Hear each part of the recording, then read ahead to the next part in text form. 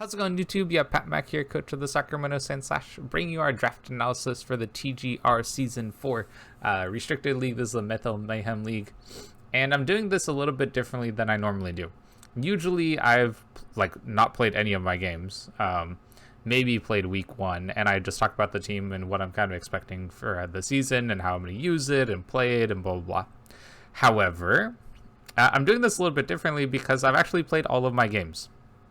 This is after the season has ended. All matches, all playoff matches, finals, everything is over for Season 4.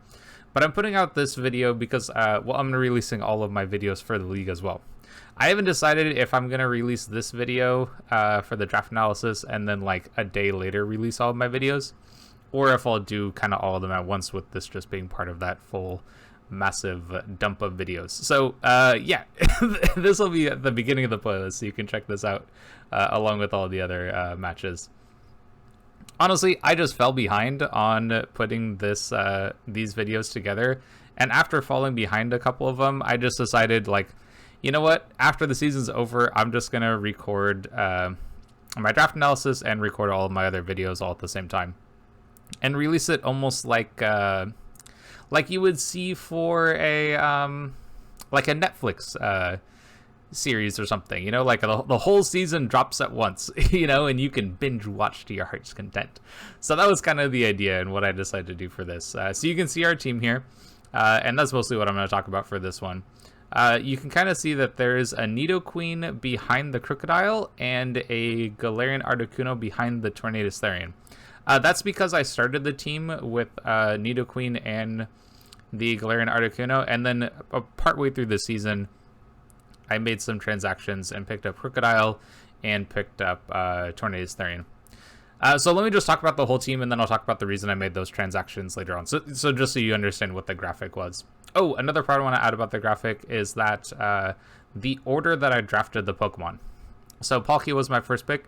It goes down until Whimsicott was my third, and then back up where Tapu Koko is my fourth, and then in that same idea, down and then back up again to the next column.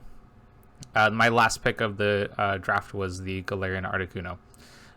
Yeah, so that's just a general sense for the whole team.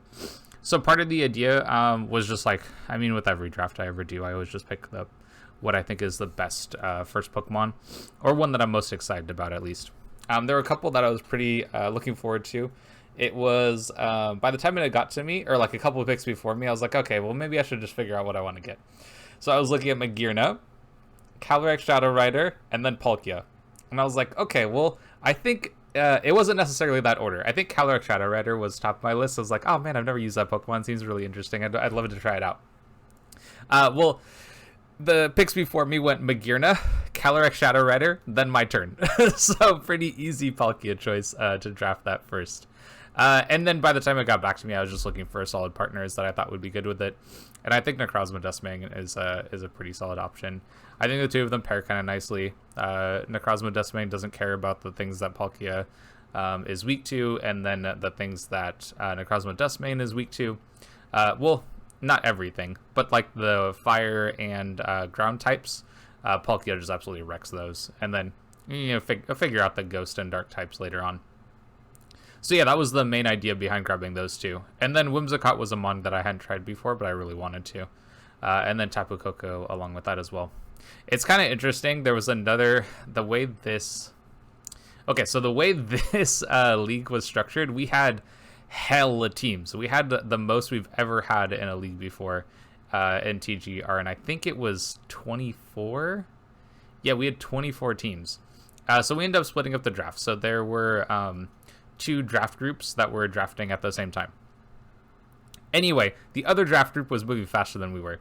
So there was another drafter in the other group who also had Palkia and Necrozma Dustmang. They drafted in the opposite order. We went Dustmang first and then Palkia afterwards. But I ended up grabbing both of those mons as well, and then proceeded to almost copy their draft plan Pokemon for Pokemon.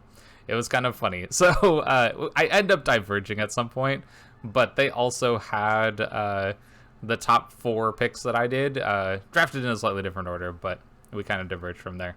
So yeah, it was very funny to see how our draft plans ended up being very similar, and then where they diverged. So anyway, so the big idea was that I wanted to have a lot of speed. A lot of times when I draft teams, I tend to draft very bulky, slow Trick Room kind of teams, and this one was not that at all. Like, drafting Whimsicott gave me very fast Tailwind. Coco is much faster than like most mons I tend to draft during the season, and and then having an Unburden terrain mode is also much faster than I tend to have for my team. So Trick Room was a very, very secondary option for this team. Most of the time, I was looking at like Tailwind and going very fast because I had very fast Pokemon, so I could use the team in that way. One thing that I really liked about this team was that speed. So I actually really enjoyed using it like that during this season, and then having some really nice options in terms of terrain control and some nice pivots as well. So I thought it was pretty cool to have like Rotom Wash, Torracad, and Tornadus Therian. Like, the three of those mons in my mind were meant to be pivots for the team, so that I could kind of get favorable matchups, and in more of a way that I tend to think of it happening in singles, whereas like in doubles a lot of times there's a lot of hard switching going on. I wanted to try out having pivots and using more Parting Shot, using more U-turn and Volt Switch and stuff like that. I also end up using Eject Button, but I won't give too much of that away. But I use Eject Button one game this season and ended up working pretty nicely, I thought. So just to give the team a little bit more momentum to get some things in a little bit safer. And it's definitely something that I'd want to try using in the future again. I thought Eject Button was pretty cool. What else do I want to say about the team? Oh, right. Okay, so let me talk more about the transactions and why I made them. I forget exactly what week it was. I think it was out of a 9-week season. It was probably like 5 or 6. It was somewhere around the halfway point. But I think by that point, I'd brought Nidoqueen to 1 game, and I'd brought Galarian Articuno to 0. Yeah, 0 games. So the reason I switched them was that I was finding that... I was finding that I didn't want to have another ground weakness with the Nidoqueen, just to like allow Necrozma Destiny to be this like really bulky switch in, because I often found that I was bringing a very bulky, not very offensive Necrozma Destiny. So like having Nidoqueen as another ground weakness just encouraged people to bring more ground attacks against my team, and I just didn't want to encourage that. And then kind of in a similar vein, like the Galarian Articuno, like there was never a real reason that I wanted to bring it. And I think Galarian Articuno, I think I like more in a Dynamax meta, just because like maxing and going for max Airstream after someone brings a not Defiant, it's competitive. It's Intimidate. After someone brings an Intimidate Pokemon and getting that competitive boost, I think is really, really nice. But like aside from that, it doesn't stack up very well against a lot of the Intimidate Pokemon in the format, because a lot of them are just Dark types. I guess that's not 100% true. Several of them are Dark types. So like the Psychic typing wasn't something that I really wanted to bring more of. And in the end, my team was like very good about dealing with the Ghost and Dark weakness for Necrozma, so I really liked that I had less of that weakness to worry about. And then just like reducing the number of ground weaknesses by taking Nidoqueen out. I ended up bringing Crocodile quite a few times and Tornadus quite a few times, so I really enjoyed those Pokemon. I definitely want to try them out in the future again. And I definitely encourage you to try them out as well. I thought that they were great. I brought Moxie, I brought Intimidate, Oncrook. I thought both those sets looked really nice. And then the Regenerator from Tornadus was pretty nice too. I think there was one match where I got to like a fairly low HP, where I had taken like maybe 2 or 3 attacks, and then I swapped out and then came back in and I was like almost at max HP. It was really cool to have that as an option on a mon. And I don't tend to value Regenerator very much in doubles matches. It's incredible in singles, but I don't usually value it very much in doubles. And I found that I really liked Tornadus. It gave me a lot of speed, some speed control with like Icy Wind, really good mixed attacker, whether it was physical or special. So, and it was on kind of my list of potentials when I was drafting the team in the first place, but I decided to go with Galarian Articuno because I thought the competitive would be really nice. But in the end, it didn't really mesh with the team. Yeah, I guess that's most of what I want to talk about the team. I really enjoyed using this team.